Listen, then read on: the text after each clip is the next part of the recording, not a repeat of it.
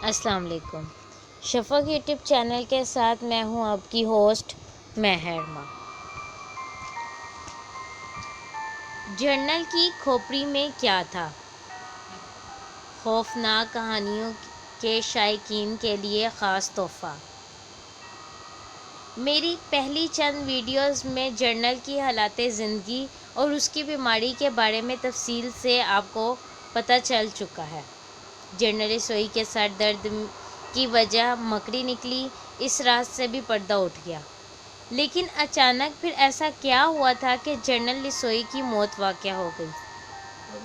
وہی جنرل سوئی جس کی کھوپڑی سے مکڑی نکلی تھی۔ اس حقیقت سے پردہ سر گورمین اٹھا رہے ہیں۔ آگے ان کی موت کی وجہ جانتے ہیں، سنیے۔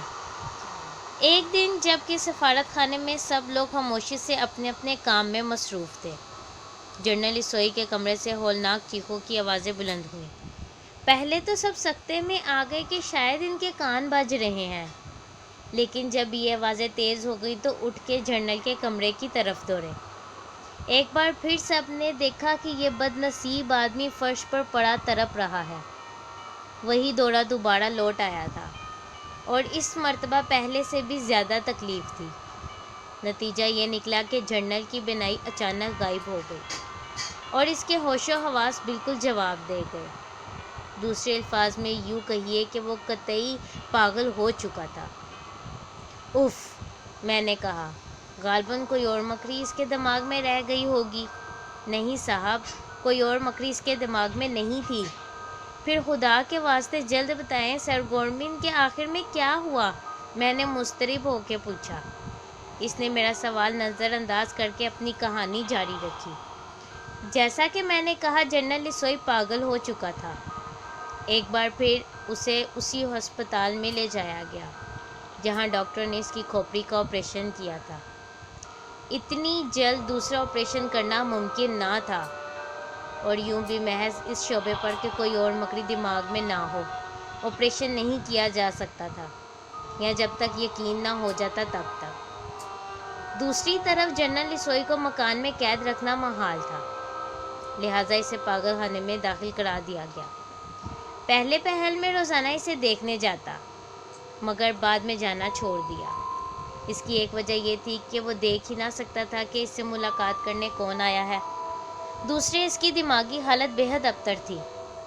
اگر وہ دیکھنے کے قابل ہوتا تب بھی کسی کو پہچان نہیں سکتا تھا۔ چند دنوں کے اندر اندر وہ بتاشے کی طرح گھل گیا اور اپنے نظر آنے اور ایسا نظر آنے لگا کہ چند روز کا مہمان ہے۔ ایک دن وہی سرجن اسے دیکھنے پاگل خانے گیا جس نے اس کا پہلا آپریشن کیا تھا۔ وہاں اس نے جنرل کا اچھی طرح معائنہ کرنے کے بعد یہ رائے ظاہر کی کہ مریض بلا شک و شبہ موت کی سرحد پر پہنچ چکا ہے، اور اس میں زندگی کے آثار مفقود ہوتے جا رہے ہیں۔ تاہم تجربے کے لیے ایک اور آپریشن کرنا غیر مناسب نہ ہوگا۔ ممکن ہے قدرت مدد دے۔ سب نے اس رائے پر غور کیا اور فیصلہ ہوا کہ جنرل کا دوسرا دماغی آپریشن ہونا چاہیے۔ اس مقصد کے لیے ایک تاریخ مقرر کر دی گئی۔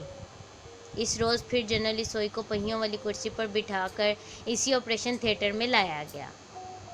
ایک پھر میں نے اپنے آپ کو اسی چیمبر میں بیٹھے پایا۔ آپریشن کا نازک مرحلہ شروع ہوا۔ تھیٹر میں موت کی سی خاموشی طاری تھی۔ ڈاکٹر اور نرسیں یوں حرکت کر رہے تھے جیسے قبرستان میں سفید کفن لپیٹے ہوئے مردے چل رہے ہوں۔ میرا دوست آپریشن ٹیبل پر بے ہوش پڑا تھا، اس کی کھوپڑی کھولی جا چکی تھی۔ دفعتاً میں نے چیخوں کی آوازیں سنی۔ میں چیمبر سے نکلا اور میز کے قریب پہنچا۔ سب ڈاکٹر پرے ہٹ کر کھڑے تھے اور دبی دبی چیخیں انہی کے منہ سے نکل رہی تھیں۔ میں نے آگے جھک کر جنرل کی لہولہان کھوپڑی کو دیکھا اور میں بھی بری طرح چیخنے لگا۔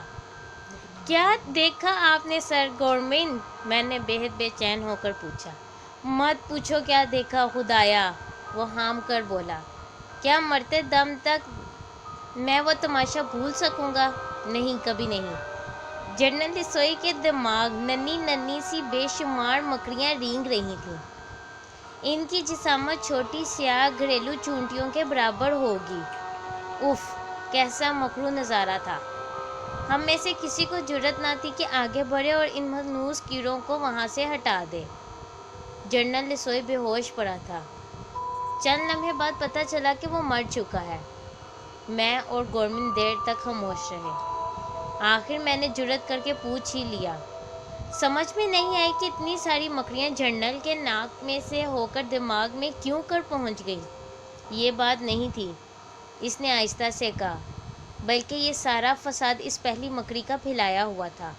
वो मादा थी और इस नस्ल की मकड़ियों में से एक जौहर 3 माह बाद अंडे दिया करती है। जिन दिनों वो जनरल की नाक में दाखिल हुई वो इसके अंडे देने का ज़माना था। चुनाचे जनरल के दिमाग से बेहतर और महफूज जगह इसे कोई और ना मिली जहाँ इसके अंडों से बच्चे निकल गए। इन्हें हस्बे ख्वाहिश गर्मी भी नसीब हो गई जो ज़िंदा रहने के लिए ज़रूरी थी। जब तक ये बच्चे हरकत करने के काबिल ना थे जनरल ठीक ठाक रहा, लेकिन जो ही इनकी टांगों में हरकत पैदा हुई सर दर्द लौट आया। और चूंकि ये तमाम मकड़ियाँ आंखों के इलाके में घूम रही थीं, इसलिए जनरल की बिनाई जाती रही। अगले रोज़ मैं सेनेट जान के कब्रिस्तान में जनरल लिसोई की कब्र पर खड़ा था। मैंने तसव्वुर की आंखों से जनरल की मसख शुदा लाश ताबूत के अंदर पड़ी देखी और इस ख्याल से कि मेरा जिस्म कांप उठा कि मरने वाले ने कैसे भयानक और तकलीफ दा तजर्बे से गुजरकर मौत का जायका चखा। यकायक मैंने पतलून के अंदर पिंडली के आसपास एक चुभन और ससराहट सी महसूस की, जैसे कोई कीड़ा रेंग रहा हो। पतलून का पांचा उलटकर मैंने देखा तो एक लम्हे के लिए मुझ पर सख्ता तारी हो गया। ये भूरे रंग की 6 टांगों वाली एक नन्ही सी मकड़ी थी जो कब्र के अंदर मिट्टी से निकलकर न जाने किस वक्त मेरी पतलून के अंदर चढ़ गई थी। मैंने दीवानों की तरह इसे यूं झटका जैसे वो मकड़ी नहीं कोई जहरीला सांप है। नन्ही मकड़ी मिट्टी पर गिरकर एक सानिये के लिए रुकी, फिर तेज़ी से चलती हुई लंबी घास में गुम हो गई। मैंने आओ देखा ना ताओ फ़ौरन वहाँ से भाग खड़ा हुआ। मुझे पता चल चुका था कि जनरल की खोपड़ी में क्या था, और मुझे उम्मीद है कि इस कहानी के बाद आपको भी अंदाज़ा हो गया होगा कि जनरल लिसोई की मौत किस खौफनाक और किस हद दर्जा तकलीफ़ में हुई। जनरल लिसोई की मौत का राज हम तक तो पहुंच गया, और जहां तक हमारा अंदाज़ा है तो एक तरफ से ये बहुत अच्छा किया गया कि जनरल का आखिरी दीदार उसके घर वालों को भी ना करने दिया गया, क्योंकि जिस करबनाक हालात से वो गुज़रा था, मुमकिन था कि उसके ख़ानदान उसका ये चेहरा ना देख सकते या उसकी ये हालत ना देख सकते। तो उनका जो फ़ैसला था बिल्कुल ठीक था कि जनरल का चेहरा बगैर किसी को दिखाए उसे ताबूत में दफना दिया जाए। इस सस्पेंस शुदा कहानी को सुनने के लिए आप सबका बहुत बहुत शुक्रिया। जनरल की खोपड़ी में क्या था इसका राज आप तक पहुंच चुका है। इस तरह की मज़ीद सस्पेंस वाली स्टोरीज़, तारीख़ी वाक़यात और शख्सियात के बारे में जानने के लिए हमारे चैनल को लाइक और सब्सक्राइब करना मत भूलें। शुक्रिया।